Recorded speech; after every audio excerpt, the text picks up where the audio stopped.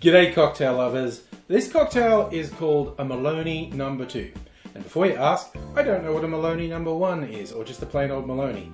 I found this on the Difford's Guide website. They just had a Maloney No. 2, no Maloney No. 1. This is essentially a modified Manhattan. Calls for a higher proof whiskey and a bit less than you'd normally use, and then it's splitting the modifiers in what I thought was an interesting way. So I do want to taste it and see how it's come through. That's an interesting variation. Ooh. It's very clearly Yes. in Manhattan territory, but there's enough things changing it up that it's its own thing. I'll take you through the ingredients. Like I said, it calls for a higher proof whiskey, at least 100 proof or 50% alcohol. So I looked at my selection and I decided on this one. This is a limited edition anniversary single malt from local distillery Starwood. They call it Vitalis. It's 52% ABV, so a bit higher.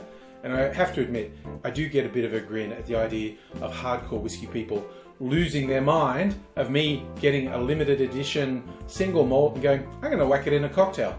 But that's what I do. I like cocktails. A standard Manhattan just has sweet vermouth. This has a split of sweet vermouth and amaro. So it's halfway between a regular Manhattan and a black Manhattan. Black Manhattan is where you completely swap out the sweet vermouth for an amaro. So it's taking a little of each there. The variation that caught my eye was just a small amount of maraschino in here.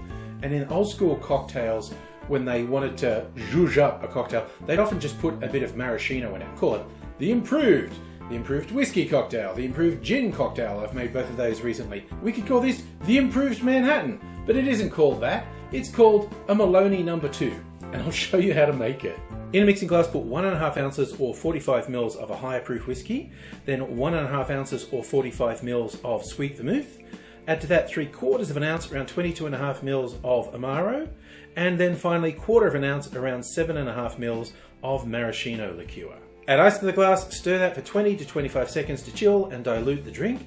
Then I'm straining that into a rocks glass over a big chunk of sexy clear ice and garnishing with a twist of orange peel and a maraschino cherry on a skewer.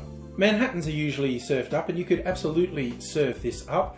This was the serving suggestion I saw on the Difford's Guide, and for me, that's like any excuse to use the sexy clear ice, and I'm gonna do it. You should be seeing a link to my video that shows you the easiest way. Don't even really need special expensive equipment or big freezer space to do it.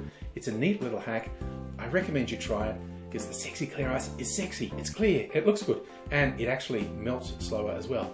All good things. So I'm gonna sit down and enjoy all these good things. The Maloney No. 2. I hope you enjoy yourself wherever you are, and I do hope to see you again sometime soon.